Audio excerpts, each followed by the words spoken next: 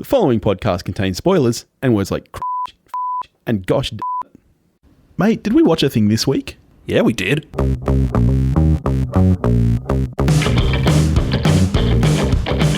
Hello, everybody. Thanks for joining us. I hope everyone's wearing their tuxes and finery for this Oscar episode. Billy, you're looking sharp. I know. Here I am in my black tuxedo, walking down the red carpet with you, my friend. This is exciting. It's such a just a lovely night. You know, it's just a really special night. It's true. Here at We Watched Towers, where we really do turn it on for Oscars week, don't we? It's all very, very fancy, I assure you. As you pretty much already said, it's Oscar season. Shall we go through and kind of talk about our hopes and dreams and thoughts on the Oscars? I would love to. Love to. Starting with the realization of one of my hopes and dreams, which is that we don't have to sit through the songs. Yeah. I did see you share that they are not doing the songs. Is that correct? It's part of the pre-show. Pre-show, you say? Good thing that I've never watched the pre-show once in my life. Indeed. Because if, like me, you think that the song category belongs at the Grammys, an awards show that no one cares about, which I think makes sense for that category because it's dumb. Well, it's, like soundtracks are up for the Grammys. I remember it was a big deal when Garden State won best, I believe it was compilation album or something of that nature at the Grammys. So yeah, I'm right there with you. Songs should they're so often not related to the film at all. Anyway, we're going to talk about some categories that we care about. Yeah, it's been so long. Song. It's been so long since we've done this. Like a year, I guess. more than a longer because of COVID. So I'm going to need you to refresh me on what categories we chat about, mate. Okay, for the listeners and for Billy, we are going to have a little chat about who we think will win and who we would give it to if we were just the Academy by ourselves. So we're not going to do Best Documentary Short, for instance. Yep. No opinion. Sorry. Sorry to the short documentarians out there. We respect you. I was going to say we respect you. We see you. We don't see you. As Billy said, we don't have an opinion. So we will be talking about Best Picture, Best Director, the lead acting categories, the supporting acting categories, editing, both writing categories, cinematography, and visual effects. Do you have an opinion on where we should start, Billy? Are we just working our way up, or is this like Oscar night where you intersperse the occasional big category to keep people hooked? Oh, you know what? I reckon let's start with both lead acting. Let's start with acting and actressing, and we'll out of the gate. We'll decide where we go from there. All right, okay. Let's leave Best Director and Best Picture till the end, and let's start with actor and actress, and we'll just wing it. Sure. If this sounds like an episode that's not that well planned, maybe a reason for that. Okay, so actress in a. Do you mind if I start here, Billy? No, you start. You go ahead with actress, then I'll give us actor. Actress in a leading role. We have Carey Mulligan for Promising Young Woman. We have our friend Fran McDormand for Nomadland. We have Vanessa Kirby for Pieces of a Woman. Andra Day for The United States versus Billie Holiday. And Viola Davis for Ma Rainey's Black Bottom. Any of those nominations surprise you? I must say, I had not even heard of The United States versus Billie Holiday until she won the Globe for it, and I was like, wow, that seemed to come out of nowhere. Yeah, like awards season is, like you, awards season is why I'm aware of that film and that performance, because it either has not come, that film just has either not come out in Australia or came out in such a limited release that it has just, like the radar just has not picked that film up over here. So we know, the amount that we know about that film is that it's about Billie Holiday and that she won the Globe. Yeah. That's it. I mean, I'm assuming it's about Billie Holiday. Yeah. Could be a real curveball. So I have seen 3 out of these 5 nominations. I've not yet got to Ma Rainey's Black Bottom. I've been meaning to, just haven't made it there yet. My heart is all the way Mulligan here. I thought that Promising Young Woman was such an outstanding film, and I thought she was so great in it that I would love to see Mulligan pick this up. I know you enjoyed that film as well, but where is your heart? I have a feeling you're with Fran. Yeah, if I was voting my conscience, I'd be our gal, Fran McDormand, for Nomadland. And I think two things. I think if the Academy was voting their conscience, I think probably McDormand wins. If they were just going for who do we think is best. I also think that, and I think we're in agreement here, that if she doesn't win recently for 3 Billboards, she wins for this. Having said that, I do not think she's winning. Right. So who's your head with then, if you don't think it's going to be Fran? Because I think Fran's got it in the bag. Here's the really fun thing about this category. I do not know. And that is a rarity. It really is. With the acting categories, normally you come into the Oscars and like minimum 3 out of 4, you're like, just hurry up and read out the name, because we know, and we've actually known for months.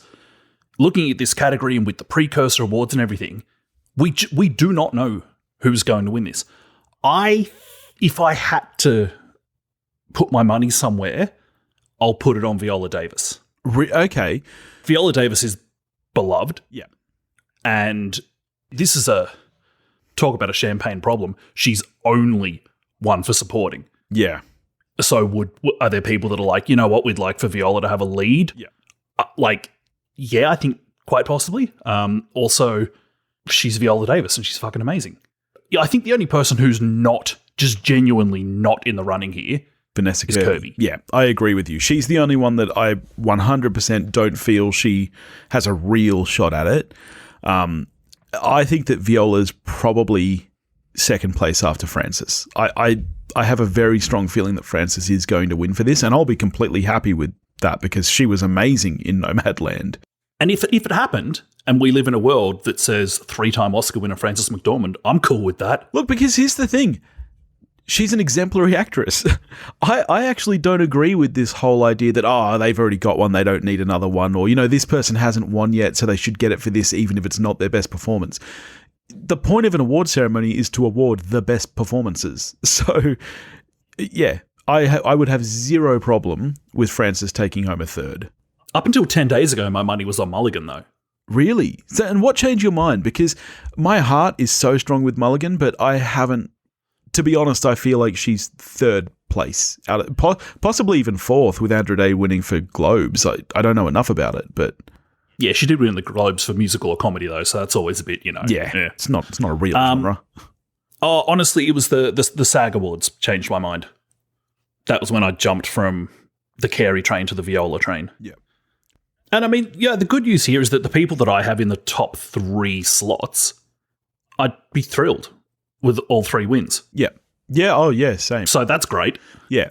It is very rare for the Oscars to award genre films. Any film that is not a drama, I find is very rare. And that's why I don't believe Carey Mulligan has a chance. I think Promising Young Woman is too much of a genre flick. It's part thriller, it's part comedy. Like, yes, there's drama in there, but that's not its meat and potatoes. I just would have trouble believing that it has a genuine shot purely because of that. I suppose the good news for Mulligan is that of what we presume are the top 3, she's the only one without an Oscar. And I also presume that there are many, many people out there who are card-carrying members of the Carey Mulligan fan club, because why the fuck wouldn't you be? Yeah. The other thing that does help that movie is that it's quite a prominent subject at the moment, so that always seems to have good pull with the Oscars. So I guess we'll see what happens there. But yeah, my heart's with Mulligan, my head's with McDormand. Right. So I'm head Viola, heart McDormand. Yep. All right. Should we get into some actor in a leading role then? Sure. All right. So the nominees are Riz Ahmed for Sound of Metal, Chadwick Boseman, Ma Rainey's Black Bottom, Anthony Hopkins, The Father, Gary Oldman, Mank, and Stephen Ewan, Minari. And in the opposite of actress in a leading role, there is zero suspense here. How many of these have you seen? I've actually only seen 2. I've only seen Mank and Minari. I've been meaning to get to all 3 of the others. I've heard that Riz Ahmed is astounding in The Sound of Metal. I've heard that is a very, very good film. But I believe that you're alluding to the fact that Chadwick Boseman is going to get this posthumously. Absolutely, Chadwick Boseman is getting this award. Yeah. It's an absolute lock. The good news here is that Chadwick Boseman's fucking amazing in that film. He's fucking amazing. This is not a, well, we're never going to have another chance, so we just have to do this. Yeah. Like, he's incredible. So, like, I think you're going to have to go a long way in the world to find someone upset at Boseman winning this award. I mean, I haven't even seen the film and I wouldn't be upset with it. I thought Mank was fine. I to be honest, I don't think that Gary Oldman gives an Oscar-winning performance in that film. Loved Minari, but I'd never really felt that Stephen Yeun had a shot. It's really nice that he got a nomination. Yeah, that one feels like the nomination is the win. Yeah, exactly. So I've got zero problem with Boseman winning this. My head is with Boseman. I guess technically I can't put my heart there because I haven't seen it. So I'll say Ewan for heart just because I've seen the performance and it was very good. I think I remember. So it was I think I'm right in saying it was at Sundance in 2020. So more than a year ago that The Father was first shown, and some of the buzz out of Sundance that year was Anthony Hopkins is getting a second Oscar. Yeah, right. Because he's incredible. Then Ma Rainey happens. Boseman's sadly no longer alive, and it's like, yeah, sorry, Tony, you are not getting a second Oscar. Is Anthony Hopkins the best performance in this category for my money? Yes. Yeah, you watched that only just recently, like a couple of weeks ago? Just like 2 weeks ago. Yeah. He's astonishing. He's absolutely astonishing in it. I'm not going to lose sleep over him losing to Chadwick Boseman, but if I was like just voting who do I think is actually the best performance here, I'm probably Hopkins. Boseman's going to win, and that's fine. Yeah. Where should we go from here? Do we stick with our acting performances? Do we jump around a little? Let's mix it up. Why don't we go to writing? Oh, let's do it. Adapted or? Mate, why don't you lucky dip? You just go for it. You just get in there, mate. All right. Okay. We're doing adapted. All right. Adapted screenplay. Nominees. Borat, subsequent movie film, delivery of prodigious bribe to American regime for make benefit once glorious nation of Kazakhstan by Sacha Baron Cohen. And a whole bunch of other people. Literally maybe 25 names here. The Father, screenplay by Christopher Hampton and Florian Zeller. Nomadland, written for the screen by Chloe Zhao. One Night in Miami by Kemp Powers. And The White Tiger by Ramin Barani. How many of these have you got to? I haven't seen Borat. I've seen the others. I don't know why I haven't seen Borat, by the way. I should have. You had baby at the time. I did an episode on that with Hendo from the Movie Journey because you were all babied up. I've seen 3 of these. I haven't seen The White Tiger or The Father. So since you've seen more, you kick us off. I think that this award will be part of... Yeah, I do. I think this will be part of the Nomadland train. Yeah, yeah. Like, I don't think Nomadland... Well, I've already said I don't think McDormand's winning, so clearly I don't think that Nomadland is going to sweep every category it's up for, but I do think that the Nomadland train is going to be very real on Oscar night, and I think this will be part of that train. Deservedly so, in my opinion. My heart and head are both with Nomadland. I thought the screenplay for One Night in Miami was very, very good. I thought that they did a really great job of adapting that for the screen. But yeah, to me, it's a no-brainer. I agree with you. I think Nomadland has this in the bag, basically. For me, I think in terms of, for my favourite, I think The Father definitely comes into consideration because of the structure and framing of that film, which I don't want to say too much about, because if you watch it, you actually don't want to know that much going into it. But I really like the way that they frame that film. So that's a win that I'd be really happy for as well. I'm not as high on The White Tiger as I think the rest of the world, but I think that, speaking of the nomination is the win kind of thing, I think The White Tiger being here is awesome for them. Yeah. And they're just going to come in, do some coke and be like, sweet, we're at the Oscars. But yeah, for me, Nomadland train. Borat is a bit of a surprise for me, to be honest. To me, that's one of those movies that's here just because it is kind of a very present topic. Because So little of it's written. Well, so little of it's written, and He says not having seen it. I kind of have a bit of an issue with that.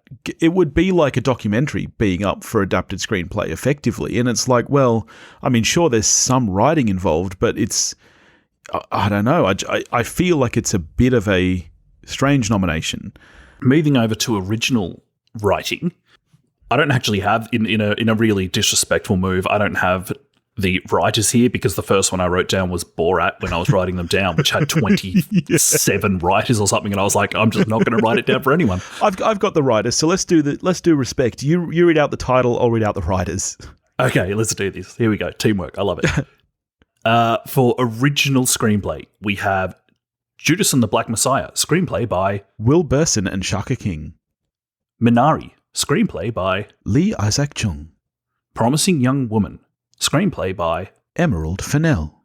Sound of Metal, screenplay by Darius Marder and Abraham Marder.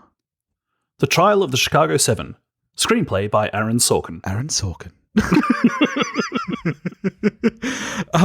I've seen all of these except for Sound of Metal, and surprisingly, Trial of Chicago 7 I still just have not got to yet. It's not peak Sorkin. No. So, having said that, I would not be surprised if it has a very good shot of winning. I haven't seen it, but... Look, I think it does have a shot, because I think in the kind of... Not quite in a Green Book kind of way, but in kind of a Green Book kind of way, it is this kind of ultra accessible, we feel like we're here doing the right thing kind of thing. And it's written by a famous person who has a lot of love. Yeah. Having said that, I think that this is where the love will be spread for one of Minari or Promising Young Woman. Yeah, I'm exactly the same way. I think that this is where they're going to give one of those films its win. To me, both of those films are Oscar-worthy films, but I do think they are going to have trouble because they're not going to get director. Neither of them is going to get Best Picture. I don't know what else they're up for, but I agree with you that I think it will be split between them. Out of those two, my heart is all the way with Promising Young Woman, but I would be happy with either to win. This is a complete coin flip for me. I would not be, I'll wind up saying one here because that's what we're doing, but I would absolutely not be committing to keeping it that way between now and Sunday. I think maybe at the moment I'm leaning that they'll give it to Emerald Fennell, but it wouldn't shock me at all. And I mean, look, I do not think Aaron Sorkin's winning, but it wouldn't shock me. It wouldn't shock me at all. I would not be surprised. I actually, to be honest, my head is with Sorkin first. And I think if Sorkin doesn't get it, then I think that's when it's going to split between Minari and Promising Young Woman. I think I agree leaning towards Emerald Fennell. Next, why don't we hop into your patch and do visual effects? Let's do it. All right, up for visual effects, we've got Love and Monsters, The Midnight Sky, Mulan, The One and Only Ivan, and Tenet. So not that many blockbusters released last year. Not many. You might. Not many. You might pick. Do you remember when Tenet was going to save cinemas? I remember that very well. That was a while ago. Yeah, then all it did was get us a couple of one-star reviews. I think, look, let's give Tenet credit where it's due. I think it's going to be more remembered than Avatar in years to come. It's not getting 4 sequels. Well, yeah, that's true. Yeah, but does anybody want those 4 sequels? James Cameron wants them very badly. That's true. Very rare, like visual effects, the one reliable category where the blockbusters are going to be in the mix. Very rare for there to be a film in this category that I have never heard of. I hadn't heard of it either. You messaged on the group chat the other day saying, what is The One and Only Ivan? I had to Google it. Never heard of it. I now know what it is. And when you look up a film and you see that the first 2 names there are Bryan Cranston and Sam Rockwell, Disney family film is not what I think. Yeah. But sure enough, it's a Disney family film about a gorilla. Yeah. So I've seen 3 out of the 5 here. I haven't seen The Midnight Sky or The One and Only Ivan. I have seen 1 film in this category.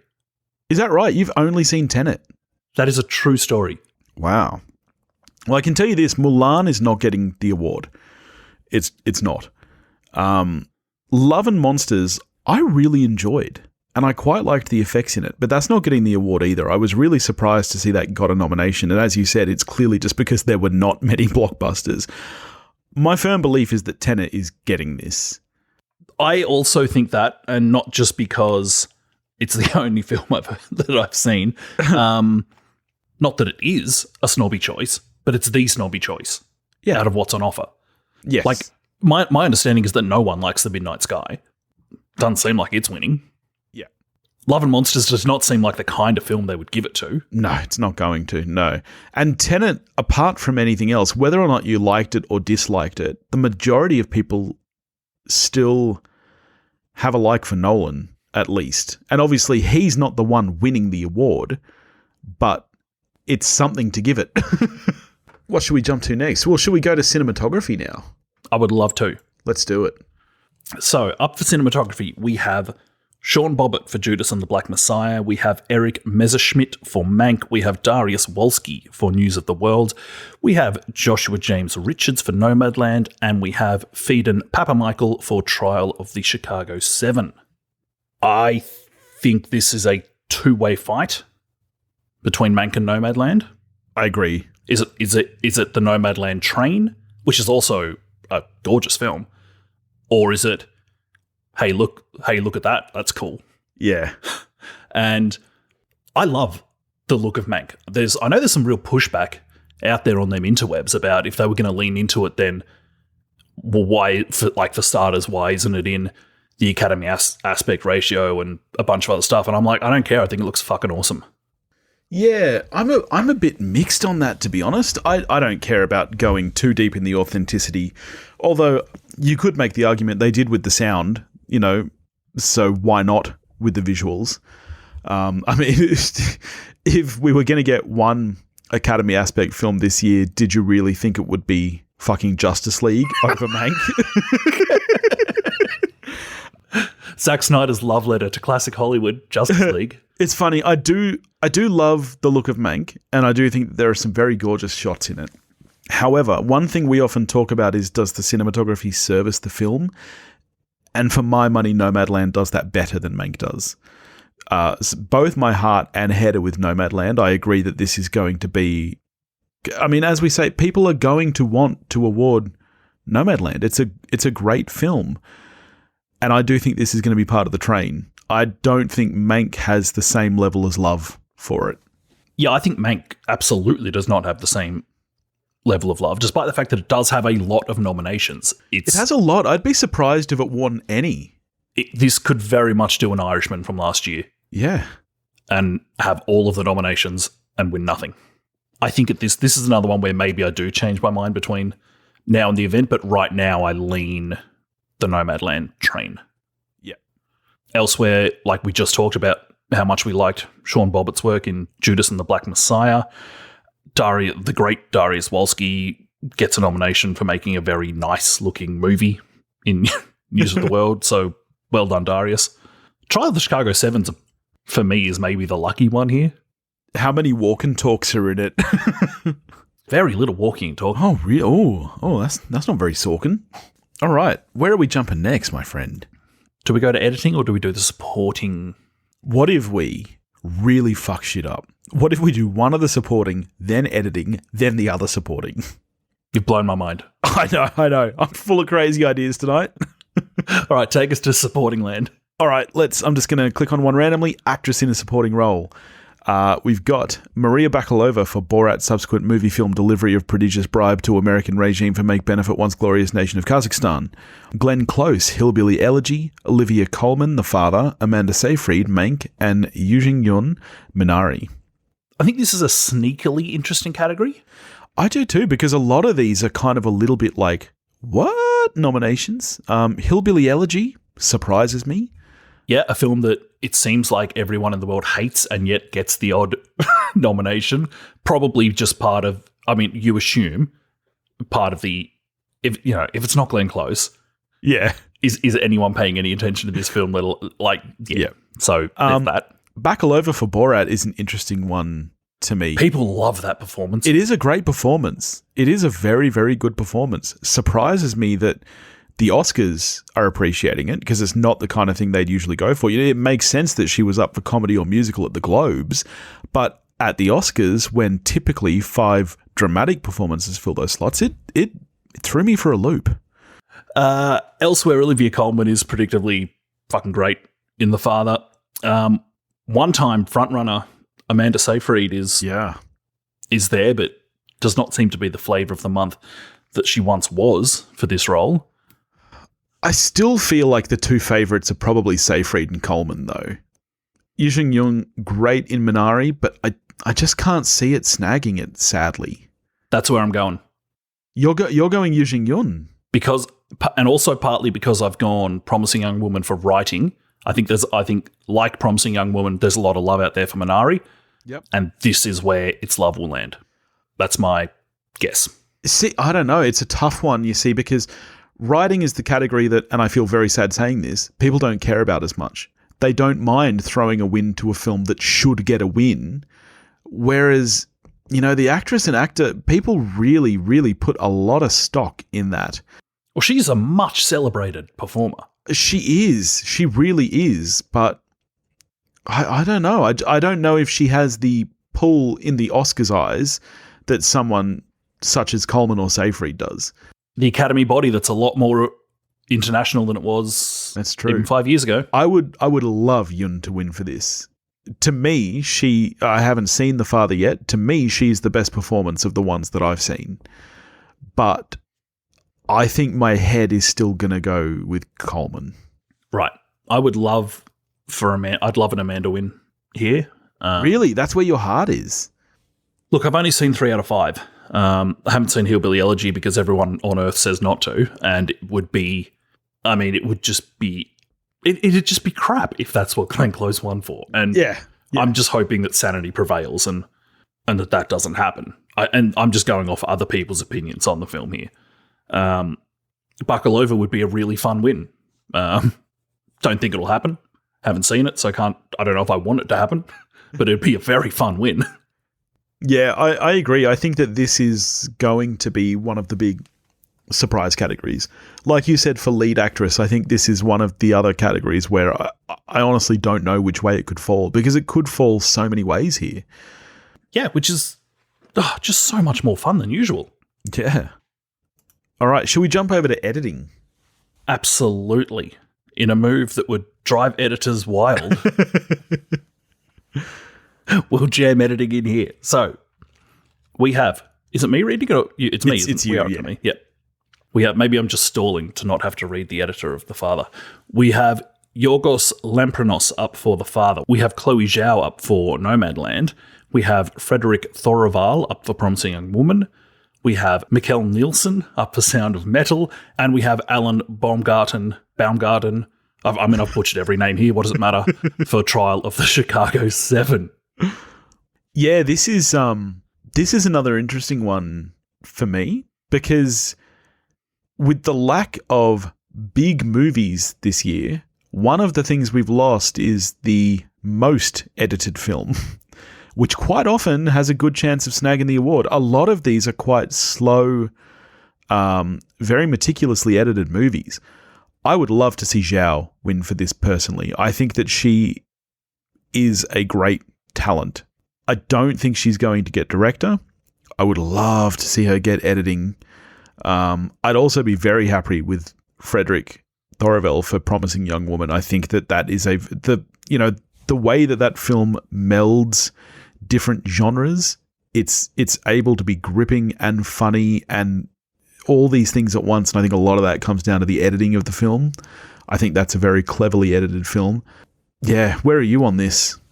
As you touched on, the argument for most editing, you're looking at Trial of the Chicago 7 because it does, the timeline isn't straight. You do constantly go from the courtroom to conversations that happened previously. But I'm gonna stick with this category being part of the Nomadland train. Yeah.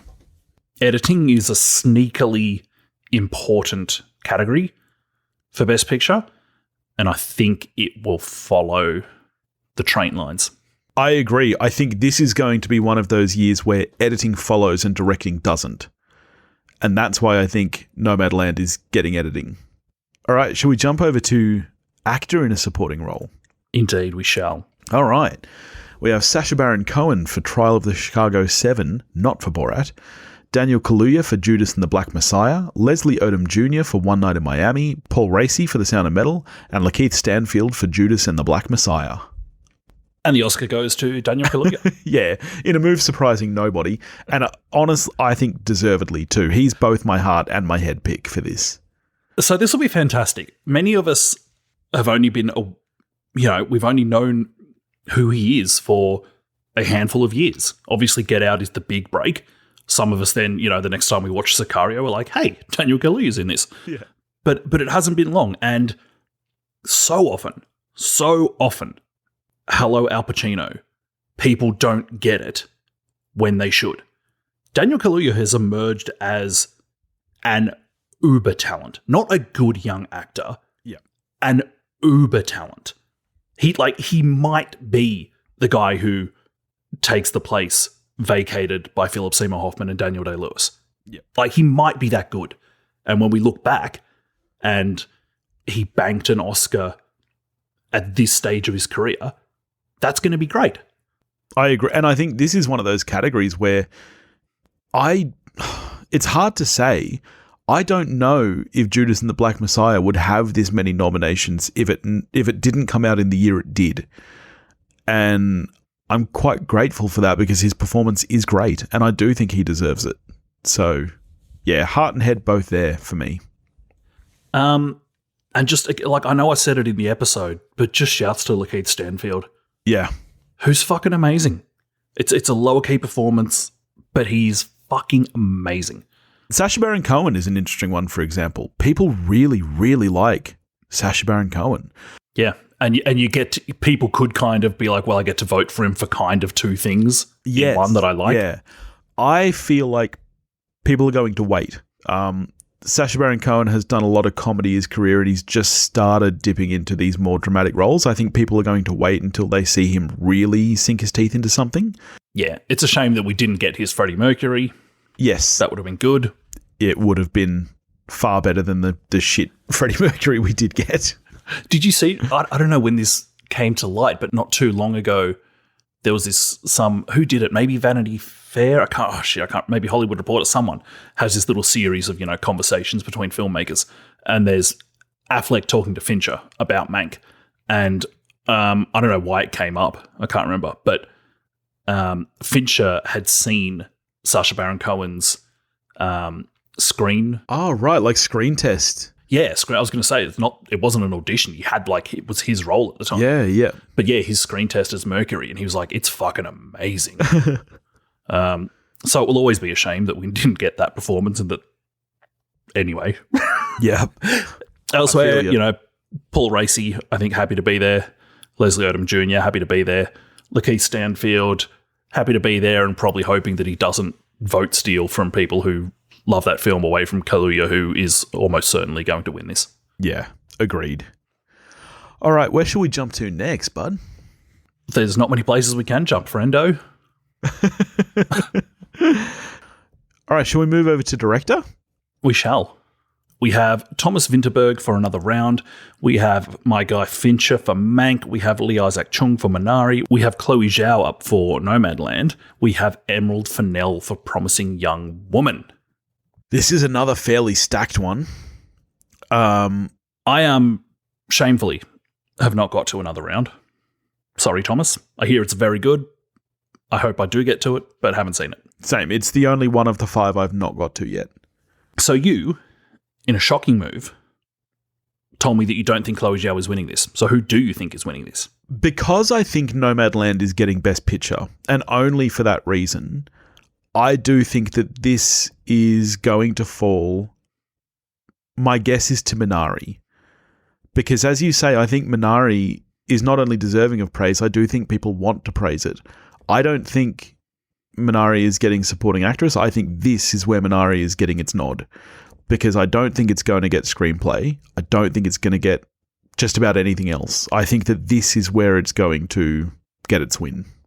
I think even though increasingly, like it's actually become, in recent times, it's actually become uncommon for picture and director Yes. to pair up. Despite that, I think director is too big an award for people to be like, okay, you know what, that's where I'll show you some love. I'm 100% on the Chloe train here. I'd be 100% happy with that. I think she's a great, great talent. It is so rare to have a female win for director. This would be the second ever. Yeah. I think this is a clear race between Zhao and Chung for my money. Right. I don't see this as a race, this category. I think this is a coronation rather than a race. And again, I'll be super happy with that. Do you know who else would be super happy with it? Disney. Yeah, why is that? Marvel's The Eternals, brought to you by Oscar winner Chloe Zhao. Yeah, Not that, okay. I mean, okay, come on. They don't need that as part of their marketing. They're fine. But it'd still be kick-ass for them to be like, It would be pretty cool. guess what? The next MCU film, because Black Widow will never actually come out, is by an Oscar winner. Yeah, look, my heart is with... Is Black Widow coming out? What's going on there? They postponed it again. I think it's July now. Okay, it's never coming out. Who knows what's happening?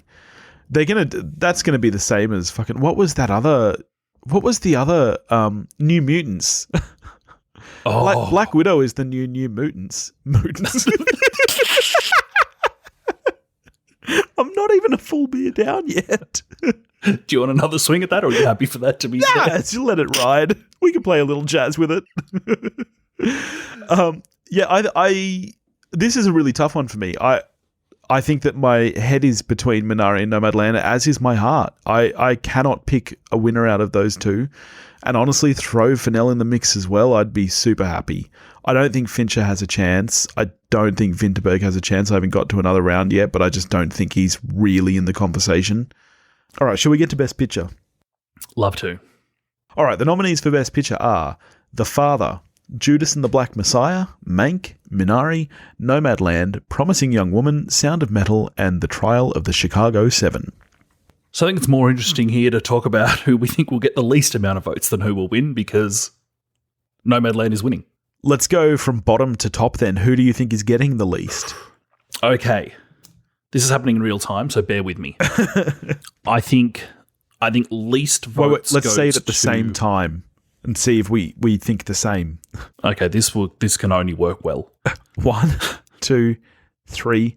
Sound of Metal. Hey! Supposedly a great film. I think a good film. Okay. I'm not as high on it as Clearly a Summer, but look, I think it's good. I'm not here to shit on Sound of Metal, which is a film that I liked. If there were to be a stunning upset here, who is it, and what stars would align for that to happen? Yeah, look, it's tough. I agree. I think Nomadland is getting this award.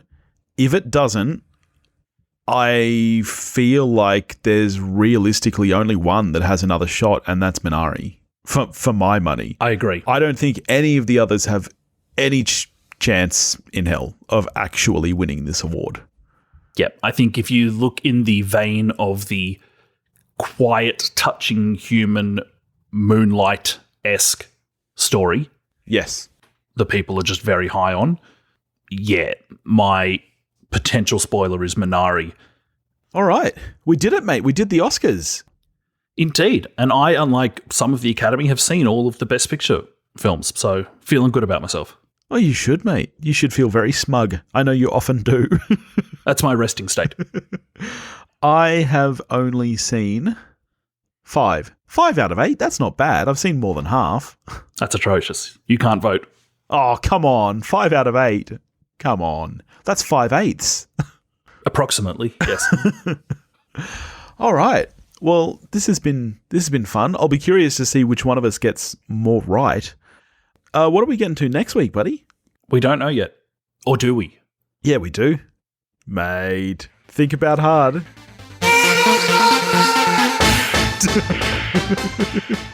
I am beyond excited.